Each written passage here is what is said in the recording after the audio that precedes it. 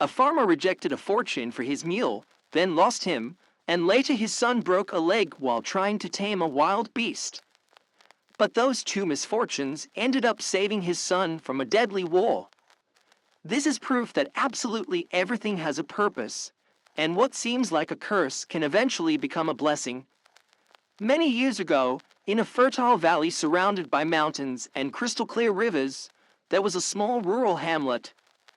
There, near that village, on his little farm, lived Don Elías, a humble man of about 45, his face marked by the sun and his hands hardened by the soil. Don Elías was not rich. He barely had enough so that food never ran short on his table. But unlike many in the village, he always wore a serene smile, as if nothing worried him too much. People said he was poor, but he himself felt blessed.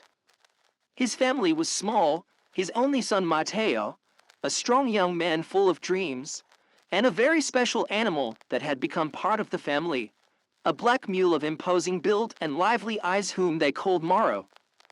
Moro was not just any animal.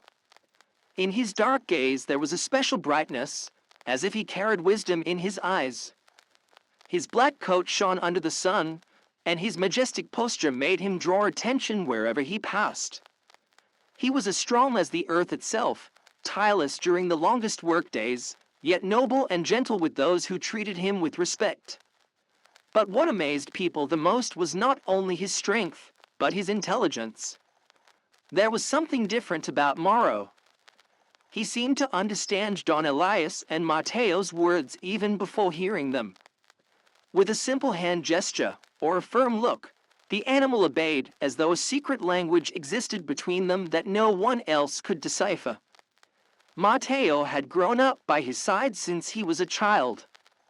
He learned to ride on his back, and on many quiet afternoons he would lie against Moro's coat, whispering his dreams as if the mule could keep them safe in silence. That is why, for both father and son, Moro was not just a working animal, he was a companion and a member of the family. For them, Moro had no price. It wasn't about money or convenience. Moro represented unity, effort, and gratitude. He was a living reminder that true wealth is not always measured in coins, but in the company that supports the soul when life grows heavy.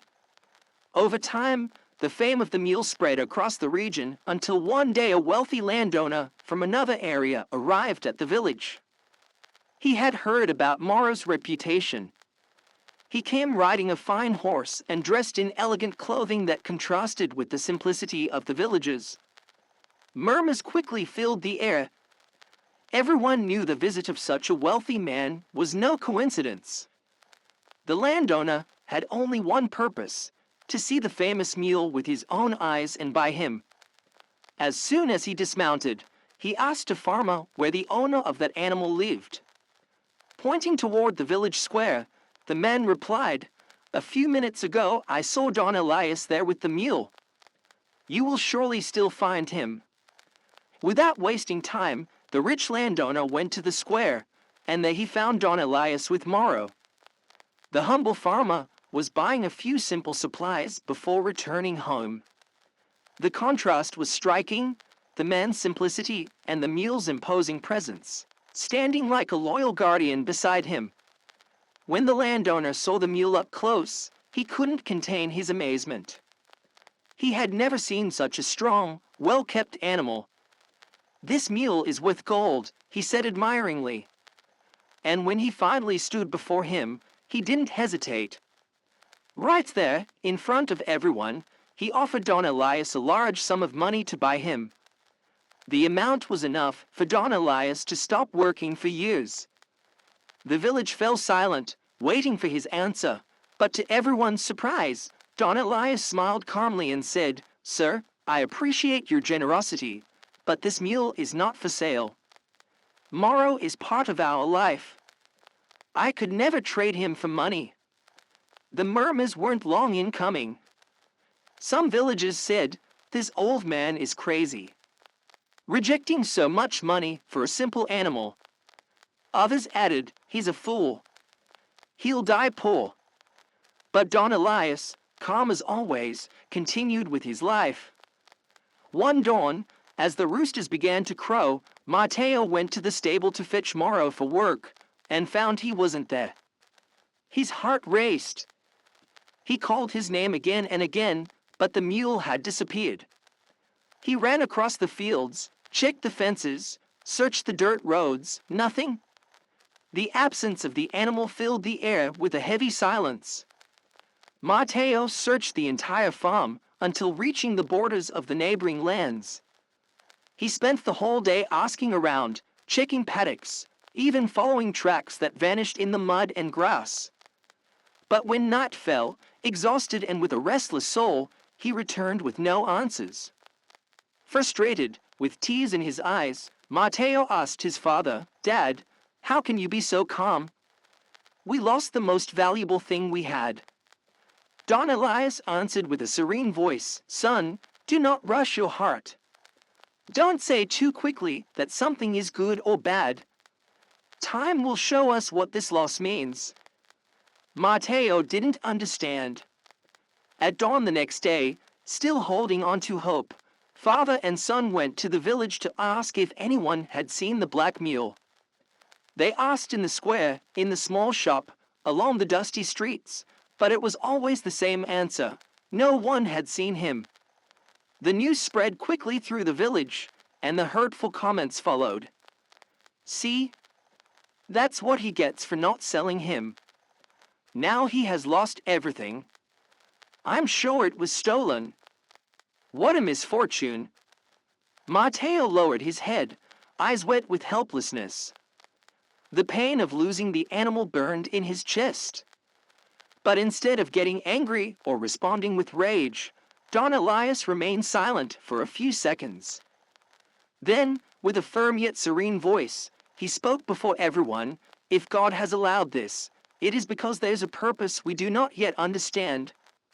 Do not rush to judge. What seems like misfortune today may reveal itself as a blessing tomorrow. Who are we to know more than the Creator?" His simple words surprised many. Some fell silent, others scoffed with mockery. But on Don Elías's face there was neither doubt nor fear.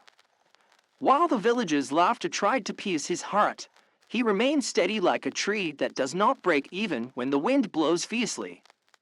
"You're a fool, Elías," some shouted. "You lost the only thing you had of value, and you still talk about purpose.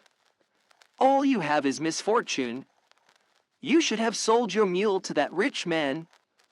Now you have no animal and no money." The voices rose in contempt, each word meant to humiliate him and make him feel small. Yet Don Elías did not let himself be carried away by the tide of scorn. His calm was a powerful silence, louder than the mockery, a reminder that true faith does not depend on what one owns, but on the strength of the soul. Life does not always show us its truth instantly, my friends, he continued as he placed a hand on Mateo's shoulder. One day we believe we have lost everything, and the next we understand that what we called loss was actually a gift in disguise. Do not look at life only with the eyes of today. Look with patience, for only time can separate what is good from what is bad. Mateo looked at him in awe. His father spoke with such deep peace that he couldn't help feeling it. And in the midst of his sadness, he began to understand that his father's calm was not indifference, but faith, a faith not based on circumstances, but on the trust that nothing happens without reason, that everything happens because the eternal Almighty God allows it, whether good or bad. That same afternoon they returned to the farm. The sun fell slowly behind the mountains, painting the path with golden tones. Mateo, his voice trembling, broke the silence. "Dad, I admire your calm. How do you do it?" Don Elías looked at him with tenderness and answered softly, "Son, everything in this life has a purpose.